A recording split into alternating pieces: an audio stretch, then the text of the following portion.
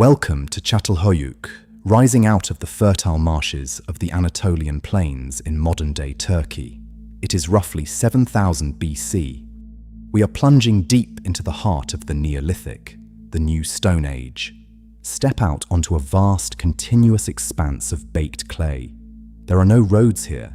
There are no winding alleyways, no grand stone gates, and no front doors. You are walking on an undulating, sun-drenched landscape of flat rooftops, stretching out like a massive, staggered staircase across the plain. Smoke drifts lazily from square holes cut directly into the clay beneath your feet. People are walking, working, and conversing across this sprawling, elevated grid. You are standing in one of the very first dense human settlements on the face of the earth. It is time to completely discard the tired, cartoonish illusions of this era. You are not a grunting caveman draped in ragged furs, hiding from the world in a damp cavern. You are a master of your environment, a highly skilled engineer of volcanic glass, and a pioneer taking part in the most radical, dangerous, and revolutionary experiment in human history. You are inventing the concept of the city. Using advanced AI trained on decades of meticulous archaeological excavations, isotopic analysis of ancient grains, and microscopic wear patterns on stone tools, we have completely reconstructed a single, continuous day at the dawn of civilization.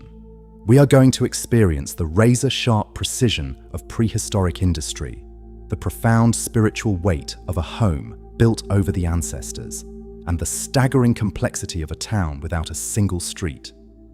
This is what life was actually like 9,000 years ago. The day begins in absolute pitch-black darkness. You wake up inside your house, deep within the architectural honeycomb of the settlement. There are no windows on the ground floor to let in the early light. The only entrance to your home is a square opening in the ceiling. As the first pale light of the morning sky filters down through that single hatch, the interior of your world reveals itself. The inside of your home is not a crude, dirty hut. It is a masterpiece of obsessive, meticulous maintenance. The walls and the floor are covered in a thick layer of incredibly smooth, brilliant white plaster, created by burning limestone and mixing it with water. This plaster is kept flawlessly clean. Every single year, your family carefully applies a fresh, bright coat of white clay over the walls, sealing the space and keeping the interior incredibly bright and insulated from the heat of the plains. You rise from a raised, built-in clay platform covered with woven reed mats and thick, warm animal hides. The architecture of the room is staggering. Protruding directly from the pristine white walls above you are massive molded clay bullheads, inset with the actual sweeping, terrifying horns of the wild aurochs, the colossal ancestor of modern cattle. They cast long, dramatic shadows in the morning light. You do not view your house merely as a shelter from the rain. It is a profoundly sacred, living space. You climb a sturdy, notched wooden ladder leading up to the square hatch in the ceiling. You push back the woven cover and step out into the crisp, cool morning air of the Anatolian plateau. By 7 a.m., the rooftop metropolis is buzzing with intense, coordinated activity. Over 5,000 people live in this dense, tightly packed mound. Because the houses are built directly against one another, sharing load-bearing mud brick walls, the entire settlement acts as a single, massive, fortified structure. The rooftops are the streets. You walk across the roofs, navigating the slight changes in elevation between your neighbors' homes. You descend a series of worn pathways on the outer edge of the Great Mound, stepping down into the marshy, vibrant plains that surround the settlement. This is the exact moment in human history where the world changes forever. You are living right on the knife edge of the agricultural revolution. For hundreds of thousands of years, your ancestors were purely nomadic foragers, but you are a farmer. You walk into fields of newly domesticated einkorn wheat and barley. You do not hold a metal scythe. You hold a curved, beautifully carved piece of animal bone or wood. Set into the inner curve of this handle are several tiny, incredibly sharp stone blades called microliths, glued perfectly into place using heated tree resin. You grasp the stalks of grain and pull the sickle toward you, harvesting the crops that will sustain your family through the harsh, freezing winter. It is exhausting, repetitive labor. The transition to farming is physically brutal, reshaping the very bones of the people who do it, but it provides a steady, reliable surplus of calories that allows this massive settlement to exist in the first place. By 10 a.m., the sun begins to bake the valley.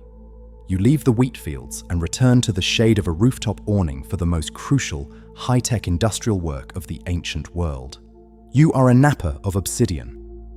To the people of the Neolithic, obsidian is more valuable than gold.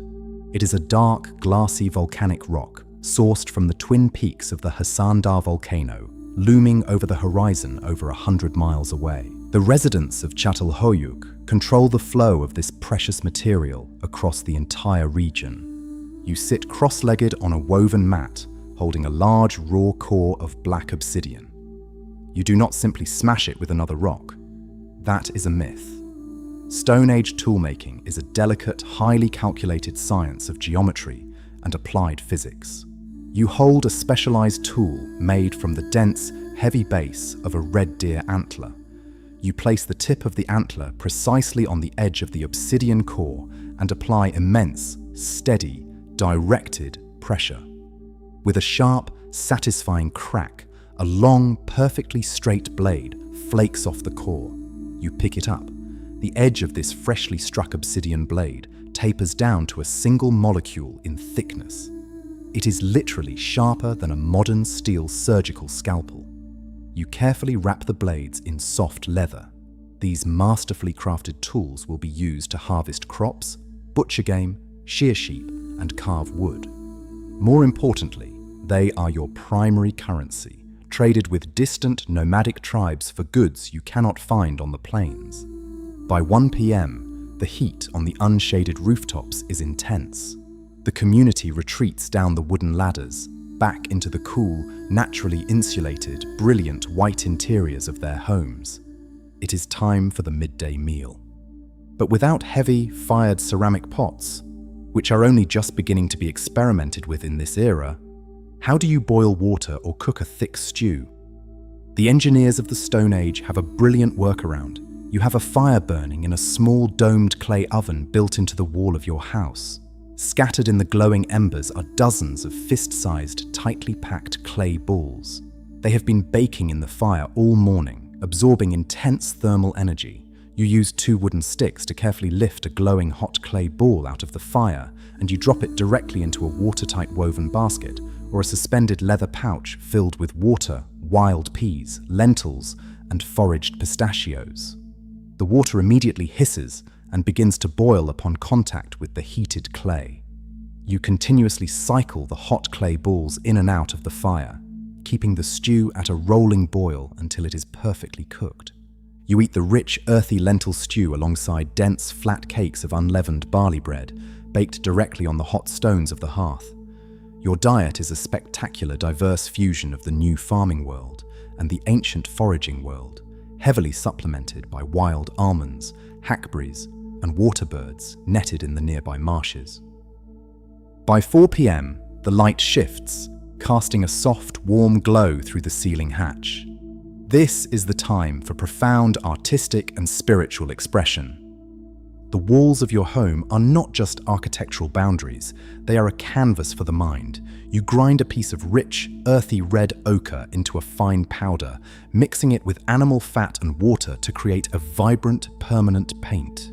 You use a brush made from animal hair to apply the pigment directly onto the stark white plaster of your wall. You do not paint landscapes, you paint towering, dynamic, leaping stags. You paint massive, terrifying leopards. You paint complex, intricate geometric patterns that hold deep symbolic meaning for your lineage. The art is a living dialogue with the natural world, a way of bringing the raw, untamed power of the wild directly into the safety of the domestic space. But the most profound spiritual connection in this house is not painted on the walls. It is buried directly beneath you. As you sit on your raised plastered platform, you are literally resting over the bones of your ancestors. In this society, there are no separate, distant cemeteries outside the city walls. When a member of the family passes away, they are carefully, lovingly interred beneath the floorboards of the house, often curled into a tight sleeping position. The floor is then sealed over with fresh white plaster, and life continues directly above them. You do not fear the dead, you keep them close. They anchor your claim to this specific house. The building is a multi-generational entity, a physical bridge between the past and the present. You live, you eat, and you sleep, embraced by the very foundation of your bloodline. By 7 p.m., the oppressive heat of the day finally breaks, replaced by the cool, sweeping winds of the Anatolian evening. The community climbs back up their ladders, emerging onto the endless grid of rooftops. The evening is incredibly social. The rooftops become a vibrant, interconnected plaza. Small, controlled cooking fires glow across the mound, sending the scent of roasting wild boar and roasted roots into the darkening sky. You sit with your neighbors on woven reed mats. You are not an isolated, primitive tribe cut off from the world. You are part of an immense, continent-spanning network. A traveler from a distant settlement is displaying their wares on a piece of spread leather. You see small, beautifully polished cowrie shells. These shells come from the shores of the Mediterranean Sea or the Red Sea, hundreds and hundreds of miles away across treacherous mountain ranges and deserts. They have been passed hand to hand, tribe to tribe, until they reach this rooftop.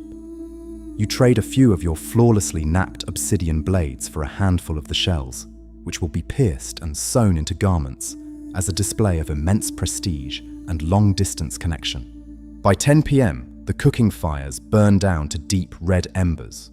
The sprawling mound of Çatalhöyük is lit only by the starlight. You descend the ladder into your home one final time. You reach up and pull the heavy wooden ladder down with you, sliding the woven hatch cover firmly into place. The outside world is completely sealed off. You are enclosed in the quiet, absolute safety of your pristine, white-plastered sanctuary. You lie down on your sleeping platform, the clay still retaining a faint, comforting warmth from the day. You do not have kings, you do not have written laws, and you do not have armies. You are sustained by the intense, unbreakable cooperation of the thousands of people sleeping in the connected honeycomb of mud brick walls all around you. You are bridging the massive gap between the wandering hunters of the Deep Ice Age and the towering stone empires that are still thousands of years in the future. That was 24 hours in the Neolithic Stone Age. It was not a world of savage survival. It was a breathtaking era of immense transition. It was a world where volcanic glass was expertly engineered into precision tools, where the walls were painted with the spirits of the wild, and where humanity first decided to stop running, plant seeds in the earth, and build a permanent home together. The mud brick walls of Çatalhöyük eventually melted back into the Anatolian plains, abandoned for reasons we are still trying to uncover. But the blueprint they established, the concept of agriculture, the dense community living, and the profound connection to a fixed place, became the absolute foundation for every single city, town, and empire that followed. Every time you turn a key in a front door, you are echoing the exact same desire for a permanent home that was forged on those ancient, sun-baked rooftops. This video is brought to you by the Paladin Learn History app. Scan the QR code to learn more history.